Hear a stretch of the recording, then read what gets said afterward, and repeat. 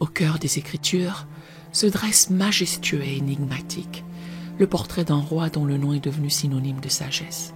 Salomon, fils de David, troisième roi d'Israël, resplendit dans notre mémoire collective, non pour ses conquêtes militaires ou ses exploits héroïques, mais pour cette qualité rare et précieuse qu'il demanda à Dieu dans un songe. Donne à ton serviteur un cœur intelligent pour juger ton peuple, pour discerner le bien et le mal. 1 Roi 3, verset 9. La sagesse salmonienne se distingue par sa profondeur et son étendue remarquable. Cette sagesse n'était pas une abstraction théorique ou une philosophie désincarnée, mais une intelligence pratique, ancrée dans la vie quotidienne, capable de discerner les motivations cachées du cœur humain. Le célèbre jugement entre les deux mères revendiquant le même enfant, 1 Roi 3, versets 16 à 28, témoigne de cette perspicacité pénétrante qui voyait au-delà des apparences. Comme le déclare Proverbe 9, verset 10, le commencement de la sagesse, c'est la crainte de l'Éternel, et la science des saints, c'est l'intelligence. Cette définition nous rappelle que la véritable sagesse est enracinée, non pas dans l'accumulation de connaissances, mais dans une relation révérentielle avec Dieu, qui transforme notre perspective sur toute chose. Les livres sapientieux attribués à Salomon nous offrent non pas un système philosophique abstrait, mais une sagesse pratique qui imprègne tous les domaines de l'existence. Relations, travail, parole, gestion des ressources, plaisir, souffrance. La trajectoire même de la vie de Salomon, avec ses splendeurs, mais aussi ses chutes et ses compromis, nous enseigne que la sagesse, si elle n'est pas constamment nourrie par l'humilité et l'obéissance, peut s'éroder dans le cœur même de celui qui en était le plus doté.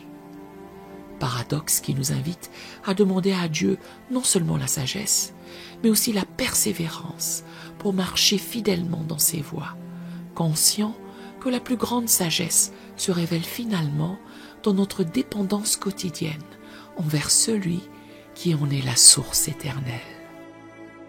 Prions. Père céleste, source infinie de toute sagesse et de toute intelligence,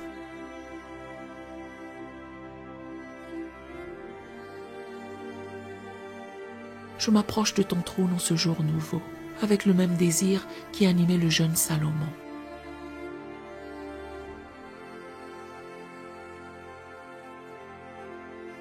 Lorsque tu lui es apparu à Gabaon. Comme lui, je reconnais ma profonde insuffisance face aux défis et aux choix complexes qui m'attendent aujourd'hui.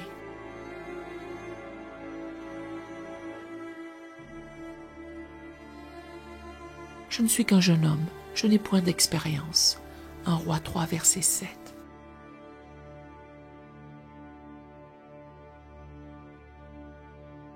Disait Salomon, malgré sa position royale, et je fais mienne cette humble confession.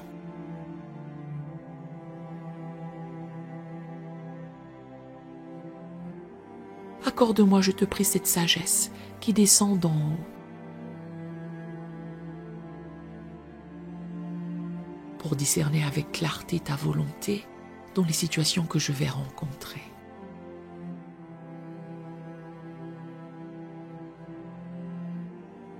Je te remercie car ta parole nous révèle que la véritable sagesse n'est pas l'apanage d'une élite intellectuelle ou spirituelle.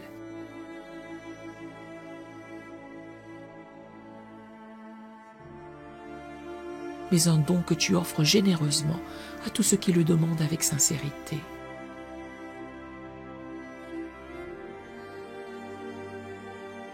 Si quelqu'un d'entre vous manque de sagesse, qu'il la demande à Dieu, qui nous donne à tous simplement et sans reproche.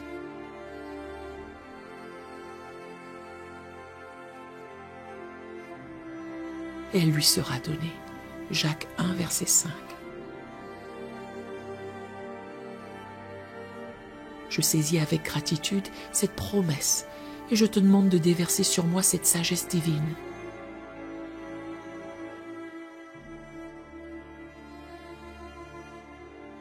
Qui transcende l'intelligence humaine et me permet de voir les situations de ton point de vue élevé.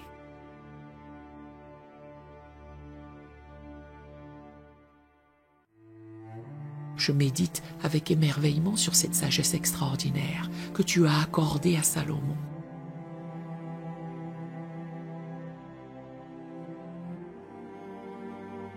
Cette capacité surnaturelle à pénétrer au-delà des apparences, pour discerner la vérité au cœur des situations les plus complexes.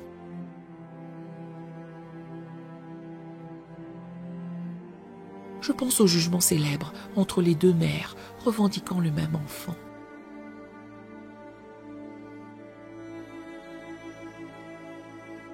Où Salomon a su révéler les véritables motivations cachées derrière les paroles.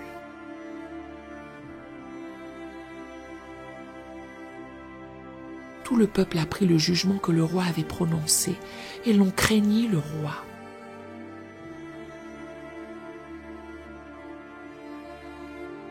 Car on vit que la sagesse de Dieu était en lui pour rendre la justice. 1 Roi 3, verset 28.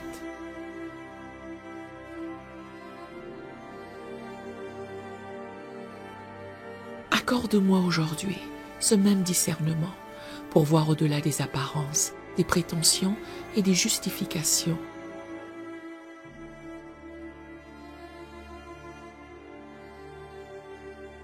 Qui obscurcissent souvent la vérité dans mes interactions. Je comprends, à la lumière de ta parole, que la véritable sagesse commence par une juste relation avec toi.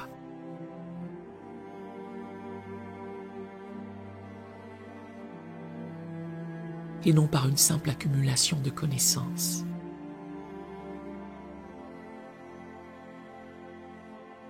La crainte de l'Éternel est le commencement de la sagesse.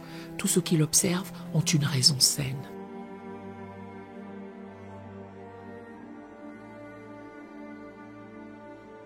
Psaume 111, verset 10. Cultive en moi cette crainte révérentielle, qui n'est pas terreur paralysante,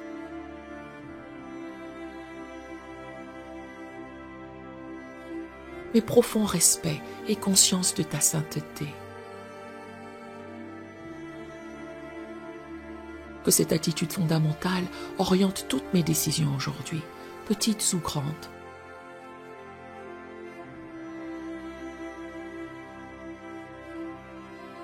Me rappelant constamment que je vis sous ton regard aimant, mais scrutateur.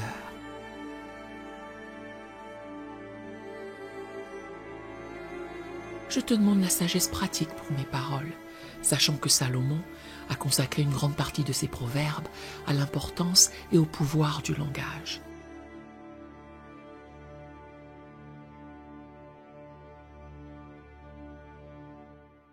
Aide-moi à cultiver un discernement affiné concernant quand parler et quand me taire.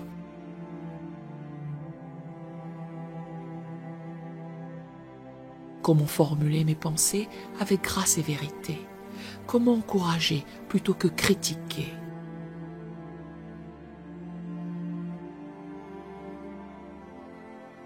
La mort et la vie sont au pouvoir de la langue. Quiconque l'aime en mangera les fruits. Proverbe 18, verset 21.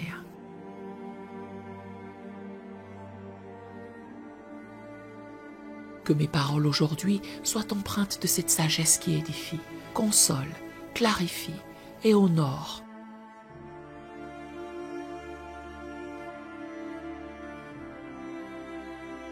Plutôt que de blesser, confondre ou rabaisser.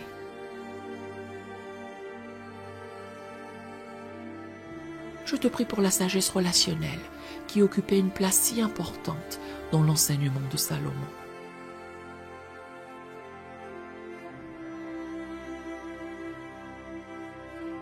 Accorde-moi le discernement pour naviguer avec intégrité et compassion dans le réseau complexe de mes relations.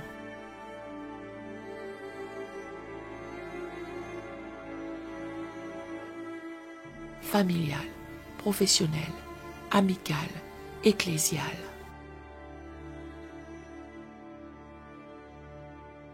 Mais il était l'ami plus attaché qu'un frère. Proverbe 18, verset 24.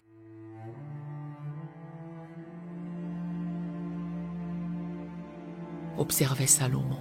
Soulignons l'importance de relations authentiques qui transcendent même les liens du sang.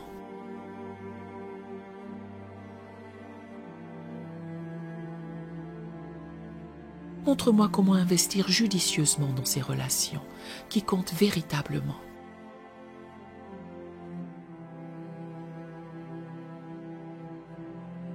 Comment établir des limites saines avec sagesse et comment incarner ton amour même dans les relations les plus difficiles.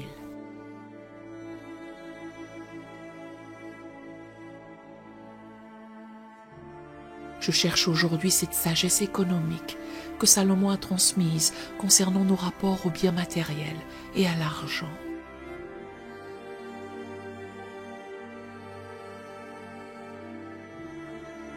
Dans une culture obsédée par l'accumulation et la consommation,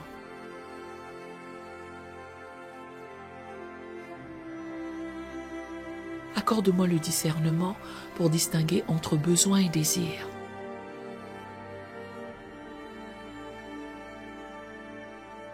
Pour gérer avec fidélité les ressources que tu m'as confiées et pour cultiver la générosité qui reflète ton cœur.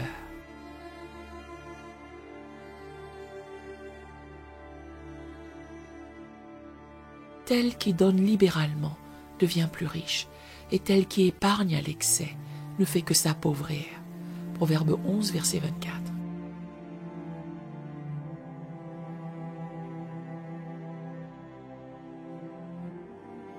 Libère-moi de l'anxiété matérielle et de la cupidité.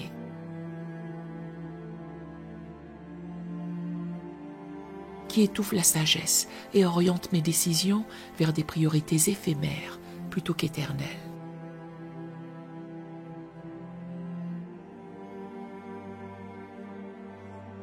Je médite sur la sagesse temporelle que Salomon a si profondément explorée dans l'Ecclésiaste.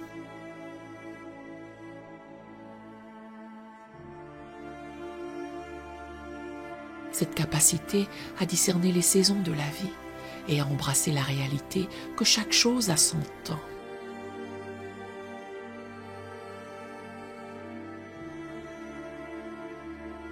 Il y a un temps pour tout, un temps pour toute chose sous les cieux. Ecclésiaste 3, verset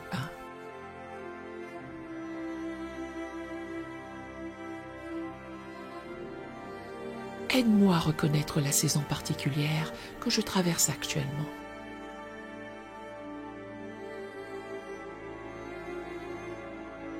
Peut-être un temps de croissance ou de diminution, de construction ou de démolition.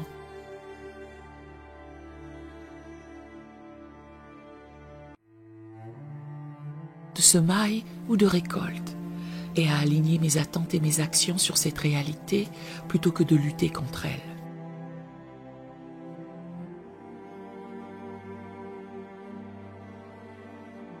Accorde-moi la sagesse de saisir les opportunités propres à ce temps précis.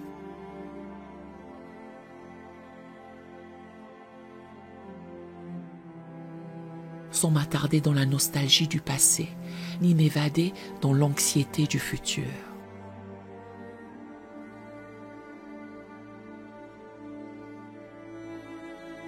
Je te demande la sagesse émotionnelle pour naviguer dans le paysage complexe de mes sentiments et réactions.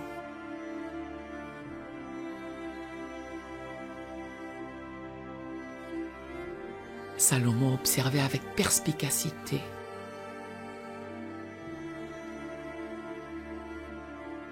Mieux vaut la patience que la force. Celui qui est maître de lui-même vaut mieux que celui qui prend des villes.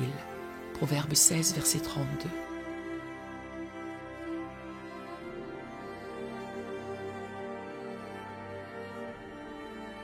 Aide-moi à cultiver cette maîtrise de soi, qui n'est pas répression malsaine des émotions,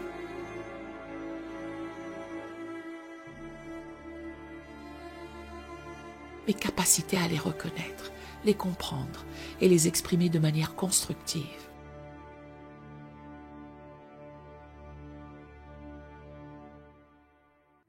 Donne-moi le discernement pour distinguer entre les émotions qui doivent guider mes actions et celles qui doivent être reconnues, mais transcendées.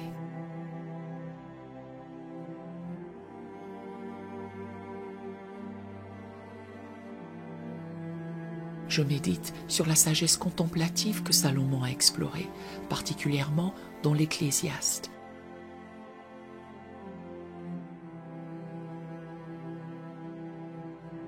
Où il s'est interrogé sur le sens ultime de l'existence.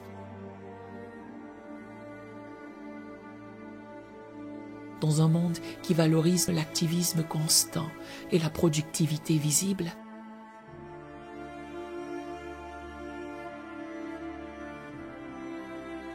accorde-moi des moments de recul et de réflexion profonde pour considérer les questions essentielles de la vie.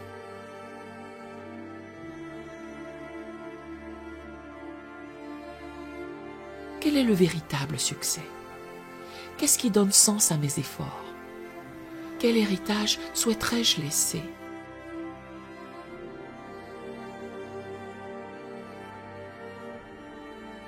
Car la sagesse protège comme protège l'argent. Mais un avantage de la science, c'est que la sagesse fait vivre ceux qui la possèdent. Ecclésiaste 7, verset 12.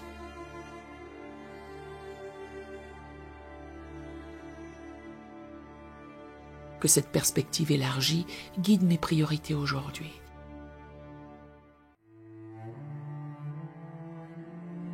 Et m'aide à investir mon temps et mon énergie dans ce qui possède une valeur éternelle.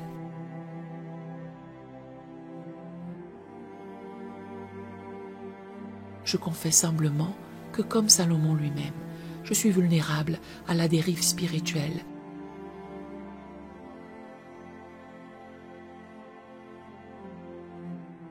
Malgré la connaissance et la sagesse que tu pourrais m'accorder.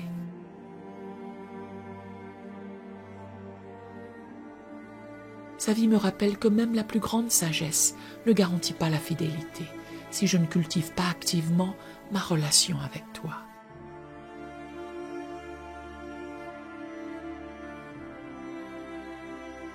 J'ai gardé mon cœur plus que toute autre chose, car de lui viennent les sources de la vie. Proverbe 4, verset 23.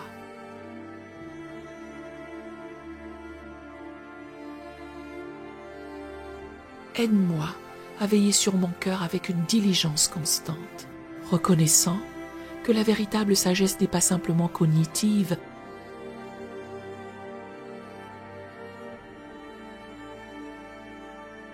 mais relationnelle, enracinée dans une communion vivante avec toi, qui en est la source.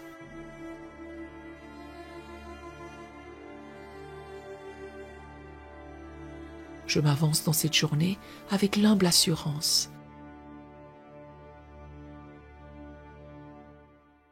que ta sagesse m'accompagne comme un guide fidèle dans chaque décision, chaque interaction, chaque défi.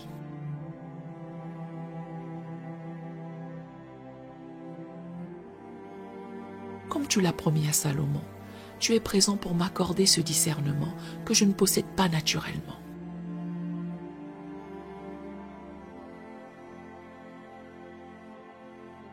L'Éternel donne la sagesse. De sa bouche sortent la connaissance et l'intelligence. Proverbe 2, verset 6.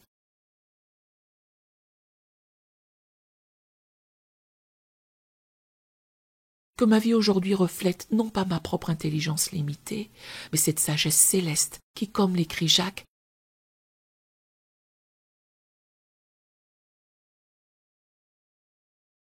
est premièrement pure, ensuite pacifique, modérée, conciliante.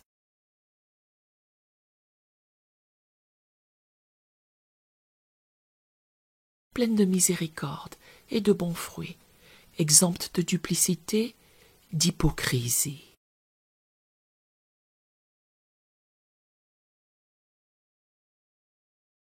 Dans le nom précieux de Jésus-Christ, qui est devenu pour nous sagesse,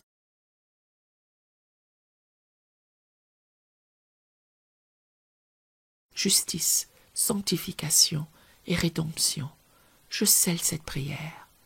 Amen et Amen.